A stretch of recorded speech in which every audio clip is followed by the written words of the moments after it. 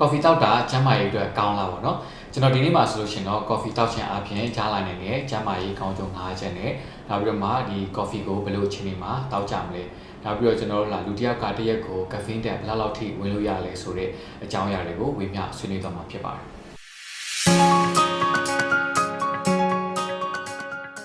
အားလုံးပဲမင်္ဂလာပါကျွန်တော်ကတော့အစားအသောက်နဲ့ဟာဆန်ထူပြူဒေါက်တာရဲဖြစ်ပါတယ်အဲ့တော့ဟုတ်ပြီပေါ့နော်ကျွန်တော်တို့ coffee တောက်ခြင်းအပြင်ရလာနိုင်တဲ့ကျန်းမာရေးကောင်းကျိုးတွေမှာနံပါတ်1အနေနဲ့ဆိုလို့ရှိရင်တော့ကျွန်တော်တို့ဒီ caffeine တက်ဝင်ခြင်းအပြင်ကျွန်တော်တို့ခန္ဓာကိုယ်က